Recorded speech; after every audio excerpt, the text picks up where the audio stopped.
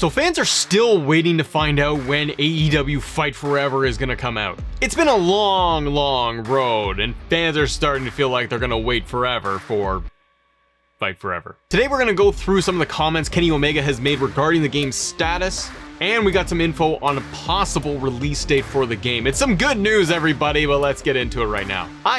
I hope the game comes out this year. I hope it comes out in a month or two. We've been waiting a very long time for AEW to produce this game, and the longer it goes, the more out of date the game is gonna feel. Personally, I am excited to get my hands on this game. I like being able to have different types of wrestling games available to play. I like the 2K side where I'm gonna get that full simulation experience, and I really like the engine that AEW Fight Forever is built on. So a lot of fans have been kind of waiting around, wondering, when is this game going to come out? It feels like it's done, isn't it? We even had IGN Fan Fest recently in February, and during that event, AEW produced a 1 minute, 2 minute little snippet gameplay trailer, still saying that it's coming soon. So in a recent interview on the Swerve City podcast, Kenny Omega sat down with Swerve. They asked him about the video game, and Kenny had the following to say, which proved to be interesting and give us an indication as to why this thing has been taking so long.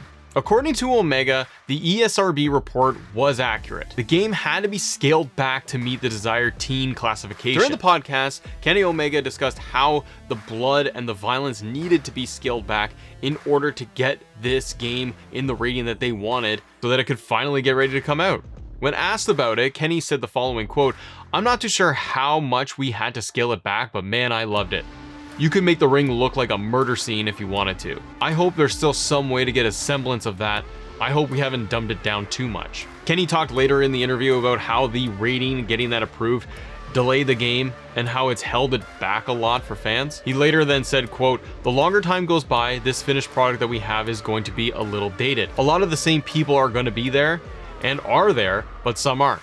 And you're going to wonder why a wrestler you've watched on TV for a week, why isn't he there?" So while I appreciate Kenny Omega being a little more transparent about the game's status, if you go and watch this podcast, I don't feel like Kenny painted the game in the best light. That's just my opinion. I know he's disappointed that the game isn't going to be nearly as bloody and gruesome as it was during their whole build, but to be able to get that T for teen rating, they did have to scale this thing back a little bit. However, we just saw the footage of Hangman Adam Page and Bryan Danielson, and it looked really bloody to me, and his comments about the longer the game waits, the more dated it's going to seem. While that is probably very true, and as we know, we're not going to get the new AEW arenas in there for the shows. We're going to have the older ones, and that's just timing the game, and that is what it is. But with Kenny talking candidly like this about the product, saying that like, yeah, it's going to be scaled back for the blood, it's not going to be as violent, and yeah, it's going to be out of date, and you're not going to see a lot of wrestlers that are on TV, you're not going to see them in the game.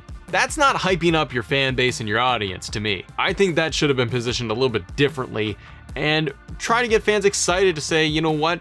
We had to make some adjustments for the game to get it approved, to get it ready to come out. We're excited about it. We've got huge plans for DLC, more content coming after the game's release. It's a one-time platform of a game, so we're building the base game, and then we're going to see more content coming out after that. And fans should be really excited about all the stars we're going to have on this roster. Because as it stands right now, we're looking at approximately 50 wrestlers on this roster that are going to be playable. And I think overall, in my opinion, if the game has been essentially ready to go, if I'm the AEW games marketing department, whatever, I would probably be hyping and promoting this game and doing some interviews or gameplay stuff and walkthroughs with Kenny or the Bucks or anybody, showing off like career mode, title matches, even tag team matches. Show the fans more on why they should get excited for the game. But it has been leaving fans wondering and scratching their heads, when is this thing gonna come out? Well, recent articles have come out in recent news regarding potential release date have been revealed. SCE Scoops writes this down in their article, saying that despite hopes for an early 2022 release, fans are still yet to get their hands on the game, with only playable versions being featured at conventions. This week, Best Buy listed AEW Fight Forever with the release date of March 31st. While this date could change, it is the first official release date that the much anticipated game has seen in some time. I mentioned too that if you go over on Amazon, and this is brought up many times, that it's still showing as December 31st, 2023. Those are simply placeholder dates for the game because they can't say, they don't know when the game is going to come out. But with Best Buy showing March 31st, it's the first time that we have seen a shorter window. That could also still be a placeholder, but March 31st is a Friday, and video games tend to come out on either a Tuesday or a Friday. If it does come out on the 31st, I'm happy about it. It's not too far away, but I think they need to start marketing and showing fans why they should be excited for this game. Maybe talk up some of the potential DLC stars that we could see. I just feel like more needs to be done to get fans excited and get that hype train going. You also have 2K23 coming out in the next 2 weeks. And not to have them compete at all or anything like that, but you have wrestling fans' attention, you have wrestling video game fans' attention right now. I say start marketing your game, hyping this thing up for the next month, and for the love of God, confirm the release date. And we could be seeing that release date come because there are reports regarding promotional videos being done and advertising for Fight Forever. According to Will Washington of the Grab City podcast, Grab City is a great podcast, Will's fantastic, go check it out over on Fightful. AEW talents recently filmed promotional material for Fight Forever ahead of the game's release. What exactly was filmed is currently unknown. The likes of Britt Baker and Tony Schiavone have been featured in Fight Forever trailers in the past. So hopefully it does mean that we are going to get more advertising. They're going to be able to show this thing off.